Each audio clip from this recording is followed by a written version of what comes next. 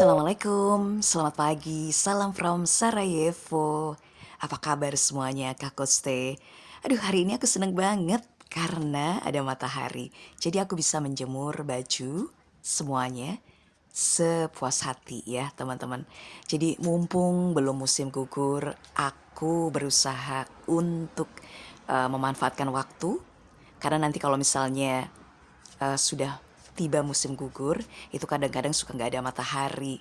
Jadi aku kerepotan nanti menjemur bajunya ya. Suka di dalam rumah, jemurnya di dalam pemanas gitu ya. Maksudnya di dalam rumah, jadi keringnya karena pemanas. Dan beginilah teman-teman pekerjaanku sebagai ibu rumah tangga dan juga aku kerja dari rumah. Semuanya I'm really enjoyed. Apapun yang paling penting gitu ya, itu harus disyukuri. Itu yang membuat kita bahagia ya. Every day must be grateful for whatever we have, oke? Okay? Sekarang agendanya habis gini nih teman-teman, aku harus mempersiapkan untuk bikin tahu dan juga tempe. Dan setelah ini aku akan antar karena hari ini suamiku nggak bisa antar pakai mobil, jadi harus jalan kaki karena suamiku harus kerja ya. Dan seperti biasanya aku biasa untuk jalan kaki, it's okay. Lagi-lagi aku harus mensyukurinya karena jalan kaki itu bikin kita sehat. Ya meskipun kabarnya hari ini akan lumayan panas nih teman-teman.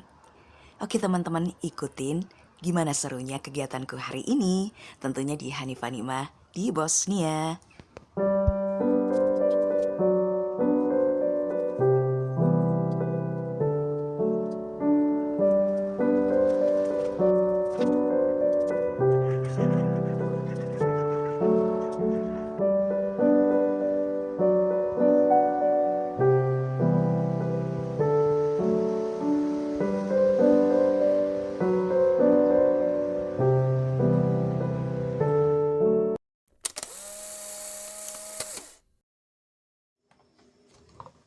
Oke teman-teman, tahunya sudah aku packing. Dan sekarang aku juga mau cek tempe juga. Dan untuk hari ini, customer aku adalah orang Indonesia. Jadi agak sedikit santai, tapi tetap aku harus janji dulu. Kira-kira jam berapa beliau ada di rumah. Oke, hari ini memang agak sedikit panas ya teman-teman. Sekarang waktunya paketin tempe dan aku harus hati-hati karena kalau misalnya panas takutnya nanti tempenya busuk nih ya, saking panasnya. Ya pokoknya semoga aja perjalanannya lancar dan tahu tempenya bisa selamat sampai tujuan.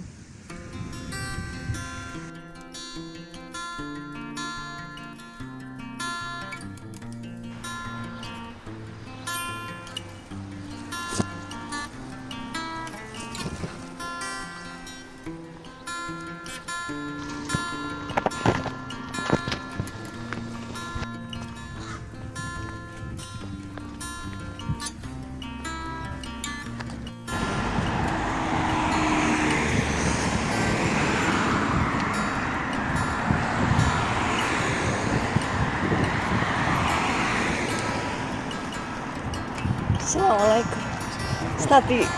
Tražite.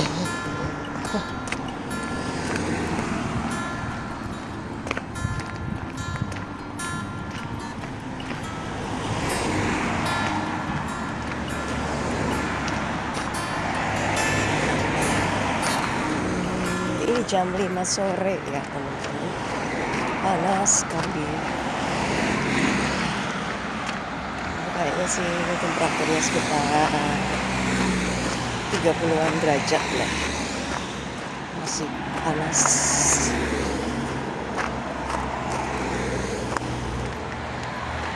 Panas sekali.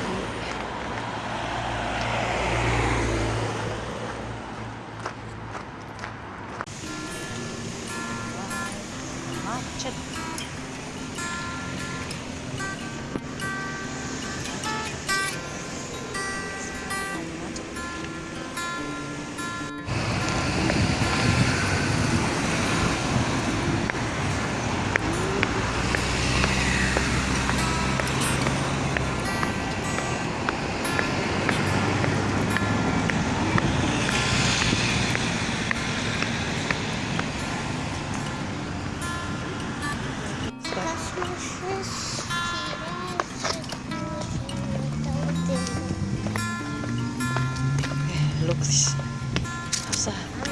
Look this. Look this clothes.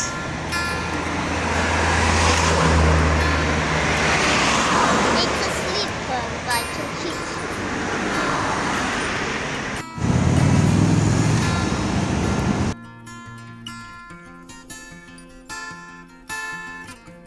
Masya Allah, terima kasih.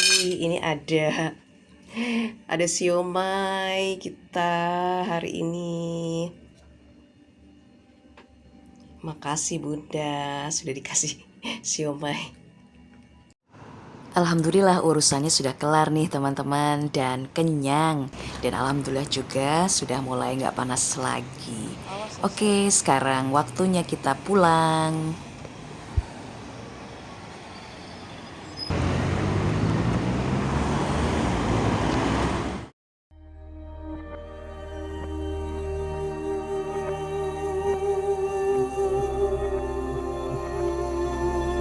Teman-teman, saat ini kita sedang melewati jembatan Verbanya atau juga disebut jembatan Swada Olga.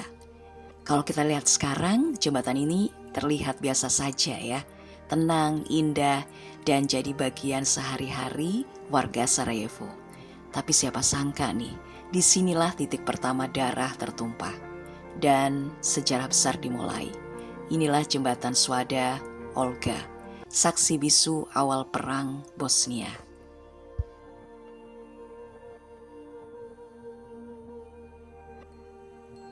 Awalnya jembatan ini bernama Jembatan Verbanya. Tapi pada tanggal 5 April 1992 segalanya berubah. Ribuan orang berkumpul di Sarajevo menuntut perdamaian, menolak perang, dan juga menolak kebencian.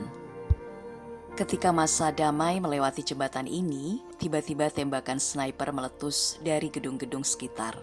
2 orang perempuan, Swada Delbirovic, seorang mahasiswa kedokteran etnis Bosnia Muslim, dan juga Olga Sucic, seorang etnis Serbia Bosnia, dan beliau adalah seorang ibu dan juga pekerja administrasi, tewas seketika. Mereka adalah korban sipil pertama dalam pengepungan Sarajevo yang berlangsung hampir 4 tahun. Sejak hari itu, jembatan ini tidak lagi hanya sebuah penghubung jalan, tapi menjadi sebuah simbol. Simbol perlawanan warga Sarajevo terhadap kebencian, simbol keberanian sipil, dan juga simbol harapan bahwa suatu hari perang pasti berakhir. Setelah perang, jembatan ini resmi dinamai Jembatan Swada dan Olga untuk menghormati mereka. Sebuah plakat di sini mengingatkan kita bahwa damai itu mahal dan kebebasan selalu ada harganya. Setiap kali aku berdiri di sini, aku merasa seolah jembatan ini berbisik bahwa perdamaian itu rapuh dan kita yang hidup hari ini harus menjaganya.